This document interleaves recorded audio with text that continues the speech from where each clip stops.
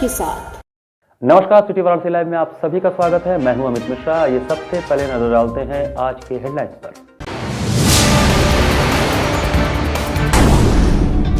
राजस्थान के deputy CM Sachin Pilot पहुंचे Varanasi, BJP सरकार पर जमकर बोला हमला।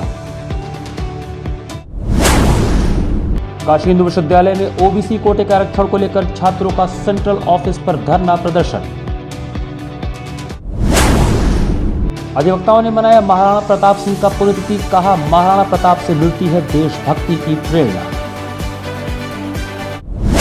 और यूपी में काबा से चर्चित लोक गायिका नेहा सिंह राठौर ने कहा मेरा फर्ज है कि मैं जनता की आवाज करूं बुलंद। और अब समाचार विस्तार से। ओबीसी कोटे के आरक्षण को पूरी तरह से लागू करने की मांग को लेकर ओबीसी छात्रों ने बीएचयू में सेंट्रल ऑफिस के सामने धरना प्रदर्शन किया। काशी हिंदू विश्वविद्यालय में ओबीसी कोटे के आरक्षण को पूरी तरह से लागू करने की मांग को लेकर ओबीसी छात्रों ने सेंट्रल ऑफिस के सामने धरना प्रदर्शन किया। प्रदर्शन कर रहे छात्रों की मांग है कि एक हफ्ता पहले विश्वविद्यालय प्रशासन ने चंद घंटे में सभी फॉर्मेलिटी पूरी होने का आश्वासन देते हुए 7 दिन का समय मांगा था, पर आज 9 दिन होने के बाद भी कोई कार्य न होने पर हम जवाब लेने आए हैं। प्रदर्शन करने वाले राणा रोहित ने बताया कि 2007 में देश भर के विश्वविद्यालयों में ओबीसी आरक्षण लागू किया गया। इसके साथ ही साथ व्यवस्थाएं भी बढ़ी और आरक्षण के नाम पर फंड भी आया और काम भी हुए। हमारे विश्वविद्यालय में भी ओबीसी हॉस्टल ओबीसी आवंटन के फंड से बने, जिसकी संख्या 39 है। काशी हिंदू विश्वविद्यालय में 4400 से अधिक कमरे ओबीसी के छात्रों के लिए बने हैं, लेकिन वो उन्हें आवंटित नहीं है। राणा रोहित ने बताया कि हम लोग 10 दिन पहले आए थे तो कहा गया था कि बस हस्ताक्षर होना है, सभी फॉर्मेलिटी हो गई है। उन्होंने हमें 7 दिन का समय दिया था, पर आज 9 दिन हो गया। ऐसे में आज हम सभी लोग कुलपति जी से पूछने आए हैं कि वो सर्कुलर कहाँ है जो 7 दिन पहले तैयार हो गया था और सिर्फ हस्ताक्षर के लिए आज 9 दिन हो गए, वो सर्कुलर पास क्यों नहीं हुआ। लोगों ने 7 दिनों का स्पष्ट उनको टाइम दिया था, जब आज 8 दिन से अधिक हो गया, आज 9वां दिन है, तो हम लोग अपना जवाब मांगने आए हैं कि हमने जो बातचीत रखी थी, आपने जो हमसे वादा किया था कि बस ये होने ही वाला है, तो क्या कब तक होके रहेगा। आज क्या कर रहे हो?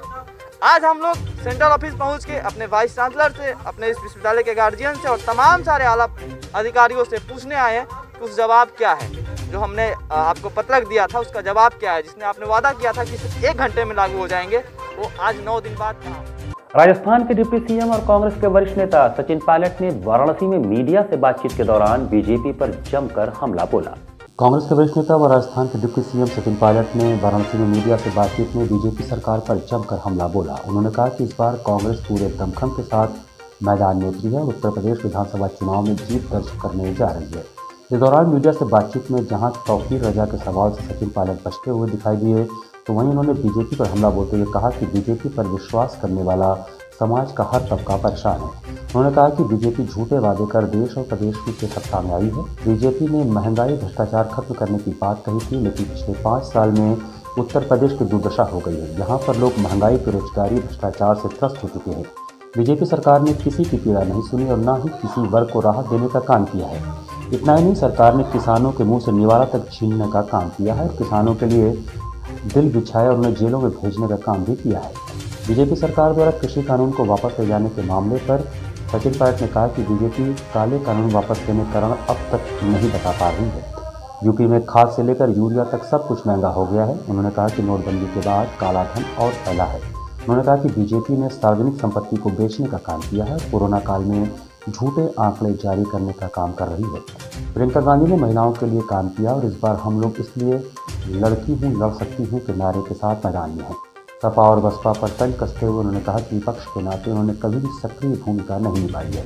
वहीं तौकीर खान पर उन्होंने कहा कि बीजेपी का विरोध करने वाले सभी लोगों को साथ लेने की जरूरत है, इसमें धर्म और मजहब नहीं देखना चाहिए। चुनाव का समय है, कुछ लोग आएंगे और कुछ लोग जाएंगे। बीजेपी के मंत्री और विधायक देखने वह पार्टी छोड़कर भाग गए हैं। मैं जानता हूँ कि जो विकल्प है बसपा को जनता देख चुकी है, सपा को देख चुकी है और भाजपा को तो भुगत ही रही है। और हम लोगों ने एक ब्लूप्रिंट तैयार किया है कि उत्तर प्रदेश में हम आगे क्या चाहते हैं, किसानों के लिए हम लोग क्या करना चाहते हैं, महिलाओं के लिए क्या करना चाहते हैं। तो एक बेटर वाइबल ऑप्शन बनकर कांग्रेस पार्टी उभर रही है। मुझे लगता है हमारी परफॉर्मेंस बहुत अच्छी रहेगी। ये बात सही है कि हम 30 साल से सत्ता में नहीं है, लेकिन हम लोगों ने अपना पॉलिटिकल जिम्मेदारी निभाई है और आज भी मुझे लगता है एक बेहतर विकल्प, एक बेहतर ऑल्टरनेट बनने की क्षमता कांग्रेस पार्टी में है और जब परिणाम आएंगे वो चौंकाने वाले आएंगे कांग्रेस के पक्ष में। सचिन जी, तौहीद खान पर कांग्रेस का स्टैंड क्या है? हेट स्पीच का आरोपी है, प्रियंका गांधी के साथ उसकी फोटो वायरल हो रही है। देखिए, चुनाव के समय भारतीय जनता पार्टी का जो लोग विरोध करते हैं, पॉलिटिकल विरोध करते हैं, उन सबको साथ आने की जरूरत है। हम लोग सबका साथ लेते हैं और हम लोग नहीं समझते हैं कि इसमें मजहब, धर्म, जाति देखनी चाहिए। जो ताकतें, संगठन, नेता, कार्यकर्ता भाजपा का विरोध करकर, कानून के दायरे में रहकर, संविधान के दायरे में रहकर पॉलिटिकल बातें करकर उनका विरोध करना चाहते हैं, उन सबको साथ लेकर हम आगे बढ़ रहे हैं। लेकिन व्यक्तिगत कौन आया कौन गया, मैं इसको टिप्पणी नहीं करूँगा। सचिन जी, प्रियंका गांधी ने लड़की हूँ लड़ सकती हूँ कैंपेन लॉन्च किया था। जो उस कैंपेन की पोस्टर गर्ल थी, आज वो भारतीय जनता पार्टी में शामिल हो गई हैं। इस पर आप क्या कहेंगे?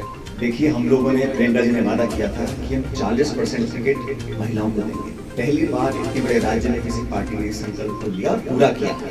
सब लोग जो टिकट मांगते हैं उनको टिकट मिल नहीं सकता। और ये तो चुनाव का समय है, कुछ लोग आएंगे, कुछ लोग जाएंगे, लेकिन कांग्रेस पुरानी पार्टी है। लेकिन बीजेपी तो इसको लेकर आप पर लगातार हमला। बीजेपी हम पे क्या, बीजेपी के तो सारे मंत्री छोड़ के भाग रहे होंगे। बीजेपी के तो मंत्री विधायक टिक ही नहीं रहे हैं। अब इतना अगर उनको अपने ऊपर विश्वास है कि वो कितने 300 पार, 400 पार, 500 पार की बात करते हैं, तो उनके विधायक, उनके मंत्री आचार संहिता लगने के अगले दिन ही, क्योंकि तब तक तो उनको डंडा पड़ सकता था, लेकिन जब आचार संहिता लग गई तो सब छूट भागे हैं। तो वो तो बहुत दयनीय स्थिति में आने वाली है भाजपा। और मैं फिर अंत में कहता हूँ कि चुनाव को वो धुरी बनाना चाहते हैं, किसी कंट्रोवर्सी को या किसी विवादित मसले को। वो नौजवान के लिए कितनी भर्तियां आपने रद्द कर दी हैं, कितने लोगों को आपने परेशान किया है, लॉ एंड ऑर्डर का क्या हाल है, यहाँ बुलडोजर चल रहे हैं, एनकाउंटर हो रहे हैं, यहाँ कुछ सुनने वाला किसी की नहीं है। लेकिन वो ले दे के फिर मजहब की, धर्म की, जाति की, बिरादरी की, मंदिर की, मस्जिद की बात करते हैं। तो जो ट्रैक रिकॉर्ड है 5 साल का, उसमें किसी को वादा किया था पूरा नहीं किया। आजकल इंटरनेट मीडिया पर लोक गायिका नेहा सिंह राठौर का चुनावी लोकगीत यूपी में काबा सुर्खियों में है।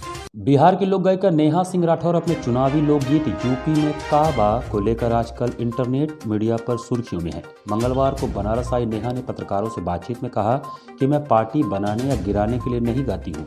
लोग कहते हैं कि आप जो भी गाती हैं उससे विपक्ष को सीधा फायदा होता है। जाहिर सी बात है कि जनता विपक्ष की भूमिका में ही होती है। हर विपक्षी पार्टी भी जनता के ही मुद्दों को लेकर सामने आती है। मैं खुद को लोक कवि और लोक गायिका कहती हूँ। मेरा यह फर्ज है कि मैं जनता की आवाज़ बुलंद करूँ, किसी पक्ष या विपक्ष की बात न करूँ। कोई जीते या हारे उससे मुझे क्या मतलब है, सत्ता में जो है सवाल उससे ही होगा। मेरा काम है जनता की आवाज़ बुलंद करना। क्या होगा सर, इससे बढ़िया क्या होगा? मनोज बाजपेयी जी गाते हैं बम्बई में काबा, और बम्बई में काबा कोई गाना नहीं है और डीजे पे नाचने वाला गाना नहीं है। वो एक दर्द है बिहारियों का, या फिर बिहारियों ने पूरे राज्य से जो लोग बम्बई में जाते हैं, बम्बई में जो संघर्ष करते हैं, जो उनकी दुर्दशा होती है, ठीक है, तो बिल्कुल यार बन जाएगा, बहुत अच्छी चीज़ है। मैं तो शुभकामनाएं देती हूँ जिस सरकार को जो बनाना चाहती है बने भैया, हम भी देखना चाहते हैं। कौन बम्बई जाना चाहता है घर परिवार वालों को छोड़ के भैया? अच्छा, आपकी लाइनों में एक लाइन ये भी है कि राम राज की झांकी बा और काशी मथुरा बाकी बा। इशारा किस तरफ है? नहीं, इशारा बिल्कुल साफ है सर। कोई कहता है मैं राम को लाया हूँ, कोई कहता है मैं कृष्ण को ला दूंगा। आप राम और कृष्ण को लाएंगे? अरे भैया, राम और कृष्ण ने आपको लाया हुआ है, ठीक है। तो जनता को उल्लू बनाना छोड़िए, धर्म की राजनीति छोड़िए भैया, इंसान बनिए। हिंदू मुस्लिम, मंदिर मस्जिद, राम कृष्ण, क्यों राम? इन लोगों की तो राजनीति इतनी गंदी हो चुकी है कि राम कृष्ण को भी लड़वा देंगे। राम कृष्ण आज जिंदा होते तो सिर पटक के इन लोगों की राजनीति देख करके भैया, समझ पा रहे हैं ना? तो मैंने यही गाने का। कलेक्ट्रेट परिसर में अधिवक्ताओं ने डीएम पोटको के पास महाराणा प्रताप सिंह जी की पुण्यतिथि मनाई। बुधवार को कलेक्ट्रेट परिसर में अधिवक्ताओं ने डीएम पोटिको के पास महाराणा प्रताप सिंह का पुण्यतिथि मनाया। इस कार्यक्रम में बड़ी संख्या में अधिवक्ता शामिल हुए। इस अवसर पर अधिवक्ता अनूप कुमार सिंह ने कहा कि महाराणा प्रताप की पुण्यतिथि पर आज हम लोग डीएम पोटिको के पास उपस्थित हुए हैं और उनसे यही सीखे हैं कि अपनी मातृभूमि को बचाने के लिए और उनकी रक्षा करने के लिए अगर आपको भूखा भी रहना पड़े या जंगल में रहना पड़े तो आप लोग भूखे रहें और जंगल में जाकर अपने मातृभूमि की रक्षा करें। तो उन्होंने भीलों को इकट्ठा करके, छोटी छोटी जातियों को इकट्ठा करके उन्होंने लड़ाइयाँ लड़ी, मुगलों के खिलाफ लड़ी, और वो आज किसी भी स्थिति में उन्होंने अकबर, सम्राट अकबर की अधीनता स्वीकार नहीं की। घास की रोटी भले उनको खाना पड़ा। ये प्रेरणा है हमारे लिए कि हम अपना ज़मीर किसी भी स्थिति में आक्रांताओं के सामने गिरवी नहीं रख सकते हैं। ये महाराणा प्रताप ने जो हमको सिखाया, हम लोग उन्हीं के मार्गों पर चलते हुए आगे हम देश की रक्षा करने के लिए तत्पर रहेंगे। यहाँ पर वक्त चला छोटे से ब्रेक का, बने रहिए सिटी वाराणसी लाइव के साथ। वाराणसी लाइव, सच के साथ। Best fundamental lab, best faculty, best placement set. We are proud to be a student of JDSL. I am a student of Jeevandeep Mahavidyalaya. I am proud of Mahavidyalaya for excellent faculty, best support and best infrastructure and best placement. Best fundamental lab, best faculty, best placement set.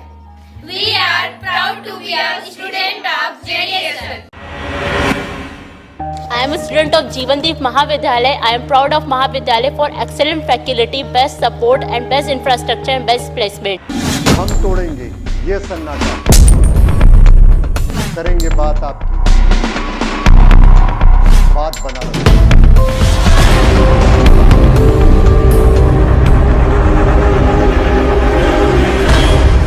पूछेंगे सवाल, उठाएंगे मुद्दे, करेंगे बहस, होगा मुकाबला आमने सामने, ताकि सच जिंदा रहे।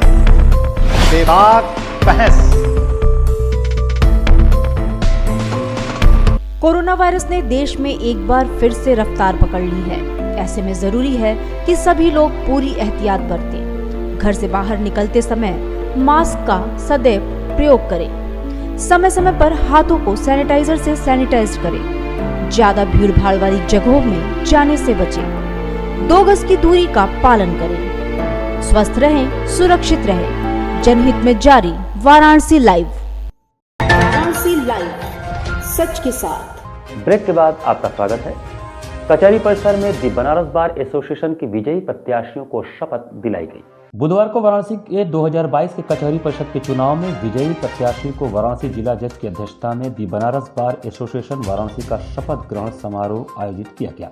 अध्यक्ष और महामंत्री को शपथ जिला जज अजय कुमार विश्वेश ने दिलाया। श्रीनाथ त्रिपाठी, हरिशंकर सिंह और अरुण त्रिपाठी ने कोषाध्यक्ष समेत अन्य सभी सदस्यों को शपथ दिलाई। इस अवसर पर जिला जज अजय कुमार विश्वेश के अलावा बार काउंसिल सदस्य अरुण त्रिपाठी, हरिशंकर सिंह, श्रीनाथ त्रिपाठी, दी बनारस बार अध्यक्ष Dhirendra Nath Sharma, the central bar association के अध्यक्ष Mohan Yadav, the central bar association के महामंत्री अश्विनी राय आदि उपस्थित थे। यह शपथ ग्रहण समारोह नवनिर्वाचित पदाधिकारी एवं कार्यकारी के साथ हम जनपद न्यायाधीश वाराणसी के द्वारा पद एवं गोपनीयता की आज हम लोगों ने शपथ लिया कि यह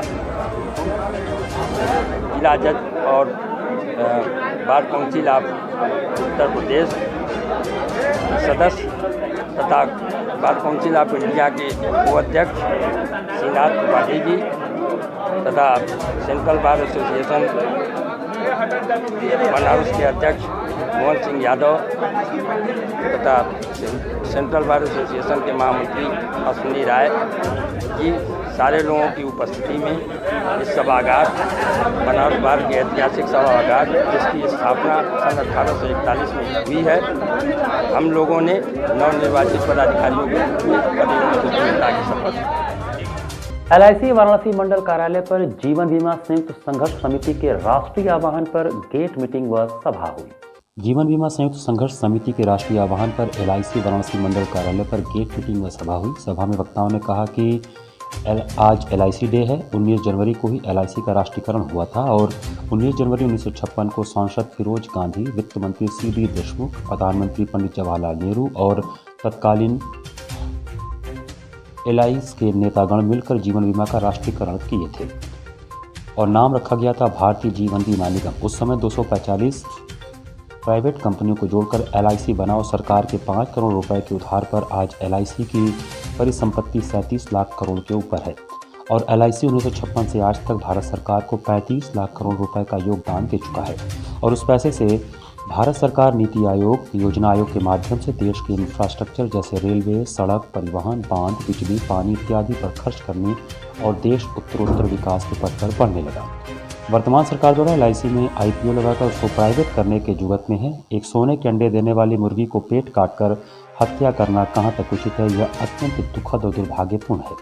सभा में मुख्य रूप से NFIFWI के राष्ट्रीय महासचिव comrade Vivek Singh, LIC class 1 association के कामरेड राजेश उपाध्याय, VDIEA से कामरेड विनोद कुमार श्रीवास्तव तथा फेडरेशन के कामरेड सुरेश श्रीवास्तव ने सभा को संबोधित किया तथा सभा का संचालन कामरेड नारायण चटर्जी ने किया। जो हमारी 4 यूनियन है, ये भारतीय जीवन बीमा निगम के मोर देन 85% से ज़्यादा एम्प्लॉइज को जो है रिप्रेजेंट करती है।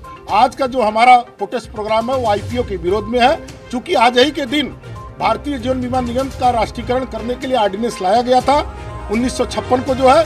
इसलिए आज के दिन हम प्रतिबद्धता दिवस के रूप में और राष्ट्रीयकरण को मजबूत करने के दिवस के रूप में हम लोग मना रहे हैं और भारत सरकार को हम लोग चेतावनी भी दे रहे हैं कि आप LIC में IPO लाने का जो आपका जो प्रयास है उसको बंद किया जाए, डिसइन्वेस्टमेंट नीति पर पुनः चर्चा किया जाए और चर्चा करने के बाद जो है सभी स्टेक होल्डर से बात किया जाए और व्यापक चर्चा के बाद, क्योंकि कहीं न कहीं जो है जिस तरह से सरकार ने अभी किसान आंदोलन को जल्दीबाजी में वो लाए, नतीजा क्या हुआ उसको वापस लेना पड़ा।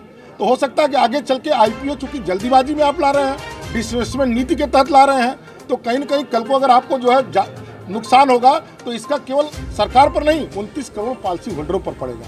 तो आपके माध्यम से हम लोग जो है इस IPO का विरोध करते हैं। श्री द्वारकाधीश मंदिर परिसर संकुलधारा में हो रहे 51 दिवसीय विराट श्री लक्ष्य चंडी महायज्ञ के दूसरे दिन गणपति पूजन किया गया। संकुलधारा से श्री द्वारकाधीश मंदिर परिसर में आयोजित 51 दिवसीय विराट श्री लक्ष्य चंडी महायज्ञ के आयोजनों की श्रृंखला में दूसरे दिन 19 जनवरी बुधवार को प्रातः 6:30 बजे से 7:30 बजे तक गणपति पूजन किया गया। इसके बाद लक्ष्य चंडी संख्या के लिए 500 ब्राह्मणों द्वारा दुर्गा सप्तशती पाठ का प्रारंभ हुआ।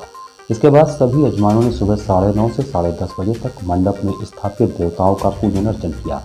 विराट श्री लक्ष्य चंडी महायज्ञ के मुख्य यज्ञाचार्य पंडित श्री लक्ष्मीकांत दीक्षित की देखरेख में 21 ब्राह्मणों द्वारा मुख्य यजमान तिलकराज शर्मा एवं सपत्नी आरती शर्मा के सहित अन्य यजमानों द्वारा मंडप पूजन, पताका पूजन और शिखर पूजन विधिवत संपन्न हुआ।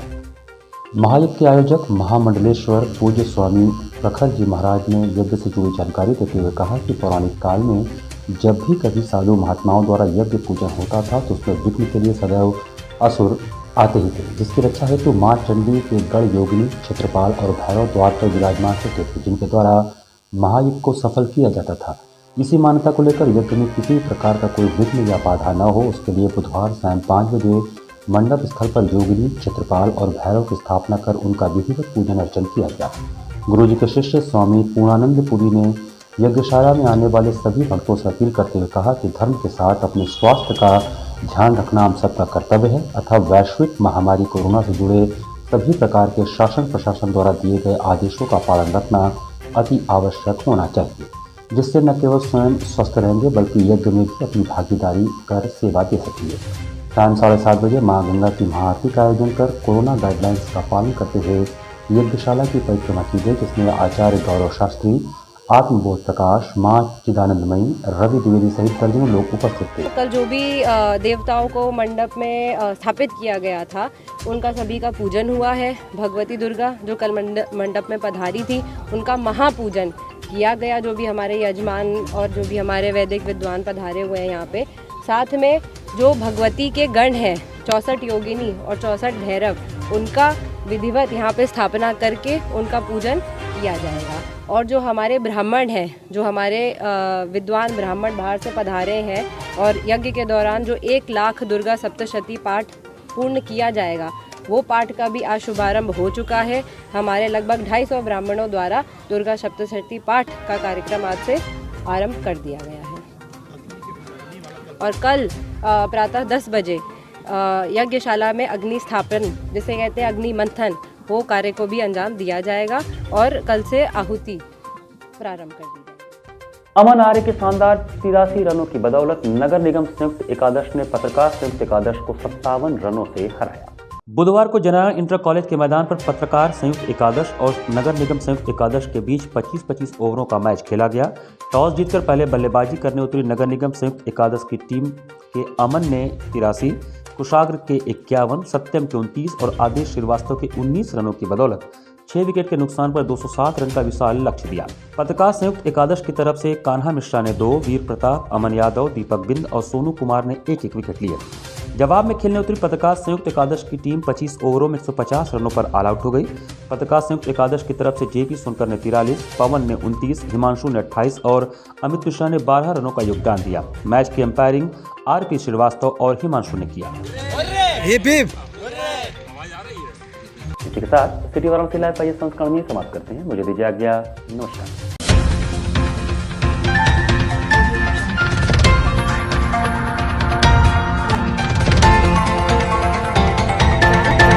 लाइव, सच के साथ।